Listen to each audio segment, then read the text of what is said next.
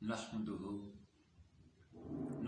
و نصلی و نسلم علی سیدنا و شفیعنا و حبیبنا محمد رسولہ النبی الامین المکین الحنین الکریم الرؤوف الرحیم.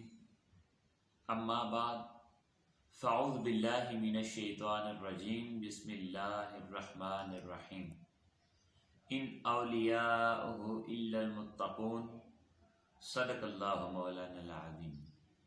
معزز سامعین و ناظرین، بحمدہ تعالی مرکزی نظامت دعوت تحریک منہاج القرآن کے زیر اہتمام ہم آج درس عرفان القرآن کی نشستوں میں سے ایک نشست میں حاضر ہیں، اور آج کی ہماری اس نشست کا موضوع شیخ عبد القادر جیلانی رحمۃ اللہ علیہ آپ کی ذات ذی وقار ہے. معزز سامعین و ناظرین، شیخ عبد القادر جیلانی رحمۃ اللہ علیہ آپ کے اگر نام پر روشنی ڈالی جائے، آپ کے لقب پر، کنیت پر روشنی ڈالی جائے، تو آپ کا جو نام ہے اس میں گرامی ہے وہ ابو محمد محی الدین قطب ربانی غوث الثقلین شیخ عبد القادر جیلانی رحمۃ اللہ علیہ ہے. آپ کو جیلانی یا گیلانی اس لیے کہتے ہیں کہ آپ جس جگہ پر پیدا ہوئے اس جگہ کا نام جیلان تھا، یا دوسری روایت کے مطابق اس کا نام گیلان تھا. اسی وجہ سے آپ کے نام کے ساتھ جیلانی کہا جاتا ہے اور گیلانی کہا جاتا ہے. آپ کے والد محترم، ان کا نام ابو صالح نور الدین موسیٰ جنگی دوست آپ کا لقب ہے، اور اس کی بھی وجہ تسمیہ ہے. ایک روایت کے مطابق آپ کے والد محترم وہ جنگ کو دوست رکھتے تھے، جہاد کے ساتھ بڑی محبت کرتے تھے، ہر وقت اسلام کی فتح نصرت کے لیے لڑنا پسند کرتے تھے، خدا کی خاطر اپنی جان قربان کرنا پسند کرتے تھے. جنگ کو پسند کرنے کی وجہ سے آپ کا جو ٹائٹل ہے، آپ کا جو لقب ہے وہ جنگی دوست ہے. اور دوسری روایت کے مطابق آپ کو جنگی دوست اس لیے کہتے ہیں کیونکہ آپ جنگ کو دوست رکھنے کے ساتھ ساتھ اپنے نفس کے خلاف بھی جہاد کرتے تھے.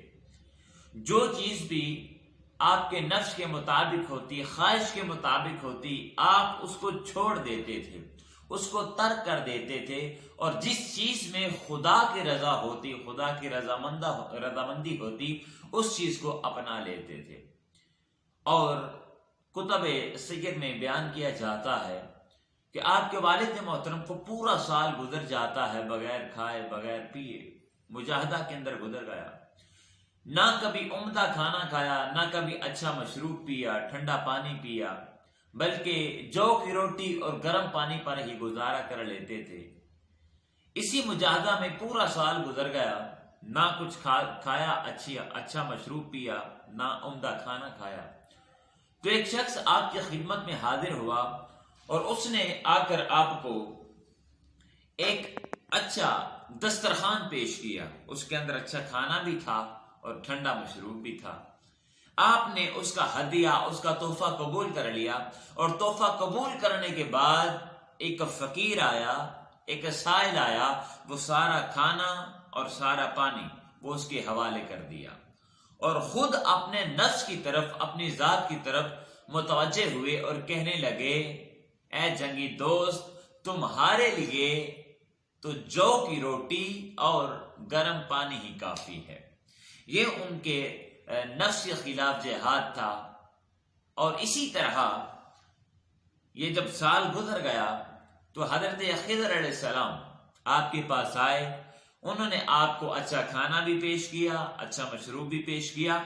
تو آپ کے والد محترم شیخ ابو صالح نور الدین موسیٰ جنگی دوست، آپ نے حضرت خضر علیہ السلام کے ساتھ بیٹھ کر کھانا بھی کھایا اور پانی بھی تناول کیا، پانی بھی پیا. تو اسی صورت میں حضرت خضر علیہ السلام نے آپ کو جو ٹائٹل عطا فرمایا وہ جنگی دوست ہے. شیخ عبد القادر جیلانی رحمۃ اللہ علیہ آپ کی اگر زندگی پر نظر دوڑائی جائے تو معلوم ہوتا ہے کہ شیخ عبد القادر جیلانی رحمت اللہ علیہ آپ جتنا اچھا اعلی رتبے والا انسان ویسے ہی پیدا نہیں ہو گیا، بلکہ اس کے پیچھے بہت زیادہ ریاضات تھیں، بہت زیادہ عبادات تھیں، مجاہدات تھے۔ آپ کے والد محترم وہ بھی تقویٰ کے اعلیٰ معیار پر تھے، آپ کی والدہ محترمہ وہ بھی تقویٰ کے اعلیٰ معیار پر تھی۔ آپ کی والدہ محترمہ کا نام ام الخیر امت الجبار فاطمہ بنت عبداللہ الصومعی۔ ایک جوان ہے، وہ دریائے دجلہ کے کنارے پر بیٹھا ہے، سوچوں میں گم ہے۔ اسی دوران دریائے دجلہ کے کنارے پر تیرتا ہوا ایک سیب آ جاتا ہے۔ وہ جوان شدت بھوک کی وجہ سے اس سیب کو پکڑتا ہے اور کھانا شروع کر دیتا ہے۔ جب سیب کھا لیا تو ذہن میں خیال آیا کہ میں نے سیب تو کھا لیا ہے، لیکن اس کے مالک سے اجازت طلب نہیں کی۔ رات کا چونکہ وقت ہو چکا تھا تو سوچا جو ہی صبح ہوگی میں اس کے مالک سے اجازت لے لوں گا۔ ساری رات انہی سوچوں میں گم رہے۔ جب نماز فجر کا وقت ہوا، نماز فجر ادا کرنے کے بعد دریائے دجلہ کے کنارے پر چلنا شروع کر دیتے ہیں۔ جب دور پہنچتے ہیں تو دیکھتے ہیں کہ دریائے دجلہ کے کنارے پر ایک سیبوں کا باغ ہے۔ اس میں دیکھا کہ ایک نورانی شکل والا بزرگ بیٹھا ہے۔ معلوم کرنے کا پتہ چلا کہ یہی بزرگ اس باغ کا مالک بھی ہے۔ جا کر وہ نوجوان کہنے لگا، حضرت میں نے آپ کا ایک سیب کھا لیا جو تیرتا ہوا نہر میں آ رہا تھا اور آپ سے اجازت نہیں لی، لہذا میں اس لیے آپ کے پاس حاضر ہوا ہوں تاکہ آپ مجھے معاف کر دیں۔ یہ عرض کی تو جو بزرگ تھے وہ بھی جان گئے کہ یہ جو نوجوان ہے یہ کوئی عام نوجوان نہیں ہے، یہ جوان بھی اللہ سے نسبت رکھنے والا جوان ہے، خدا کی ذات کے ساتھ محبت کرنے والا جوان ہے۔ انہی سوچوں میں وہ بزرگ کہنے لگے کہ جوان اگر تو یہ چاہتا ہے کہ تمہیں سیب کی معافی مل جائے تو ایسے کر تمہیں 1 سال میرے ہاں مزدوری کرنا ہوگی۔ اس نوجوان نے اس خواہش کو اور اس شرط کو قبول کر لیا اور سارا سال ان بزرگوں کے ہاں مزدوری کرتے رہے۔ جب سال ہو گیا تو کہنے لگے، حضرت اب مجھ کو معاف کر دیں، میں نے پورا سال مزدوری بھی کر لی ہے، وہ جو آپ کا ایک سیب کھایا تھا اور آپ سے اجازت نہیں لی تھی وہ میں معافی مانگنا چاہتا ہوں۔ وہ بزرگ کہنے لگے کہ میری دوسری شرط ہے، اور دوسری شرط یہ ہے کہ تمہیں میری بیٹی سے نکاح کرنا ہوگا۔ اور بیٹی کی حالت کیا بیان کی کہ وہ ہاتھوں سے پکڑ نہیں سکتی، کانوں سے سن نہیں سکتی، آنکھوں سے دیکھ نہیں سکتی، زبان سے بول نہیں سکتی اور ٹانگوں سے چل نہیں سکتی۔ یہ ساری نشانیاں اس جوان کے سامنے بیان کی اس بزرگوں نے۔ تو نوجوان کہتا ہے کہ حضرت میری جو آپ کا سیب کھایا ہے مجھے آپ کی یہ شرط بھی منظور ہے۔ آپ جو کہہ رہے ہیں کہ میری بیٹی ہاتھوں سے پکڑ نہیں سکتی، زبان سے کلام نہیں کر سکتی، آنکھوں سے دیکھ نہیں سکتی، کانوں سے سن نہیں سکتی، ٹانگوں سے چل نہیں سکتی، تو مجھے آپ کی ہر شرط منظور ہے، بس میں نے جو آپ کا ایک سیب کھایا ہے اس کی معافی مانگتا ہوں، مجھے معاف کر دیں۔ نکاح ہوا۔ وہ جوان جب گھر میں داخل ہوا دیکھتا ہے کہ ایک عورت بیٹھی ہے اور وہ عورت بالکل تندرست ہے، اس کے ہاتھ بھی سلامت ہیں، ان کی ٹانگیں بھی سلامت ہیں، آنکھیں بھی سلامت ہیں، زبان سے کلام بھی کر سکتی ہے، کانوں سے سن بھی سکتی ہے۔ جوان بھاگ کر باہر آ جاتا ہے اور بزرگوں سے کہتا ہے کہ آپ نے جو نشانیاں بیان کی تھی وہ نشانیاں اس عورت میں نہیں پائی جاتی۔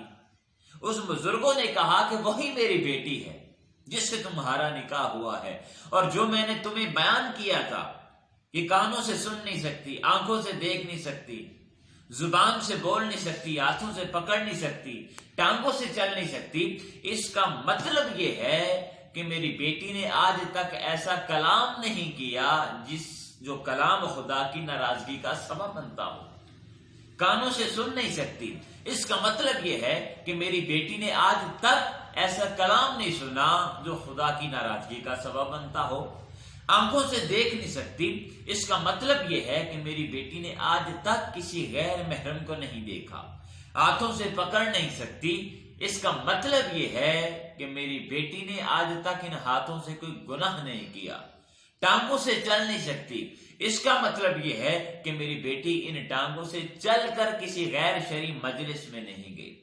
لہذا جب اتنا تقوی والا اور اتنا پرہیزگار والد ہوگا، اتنی تقوی والی اور پرہیزگار خاتون ہوگی، تو دوستان ذی وقار جب اتنے پرہیزگار والد اور والدہ سے جو بچہ جنم لیتا ہے، اس بچے کو قطب ربانی غوث الثقلین شیخ عبد القادر جیلانی رحمت اللہ علیہ کے نام سے دنیا جانتی ہے اور پہچانتی ہے۔ تو یہ تو میں نے آپ کے والد محترم ان کا ایک وصف بیان کیا آپ کے سامنے، اور بھی کثیر ان کے اوصاف ہیں، لیکن اگلی نشست میں ہم شیخ عبد القادر جیلانی رحمت اللہ علیہ ان کا تذکرہ کریں گے، ان کی کرامات کا ذکر کریں گے، ان کے حالات زندگی کا ذکر کریں گے اور آپ کے سامنے بیان کریں گے۔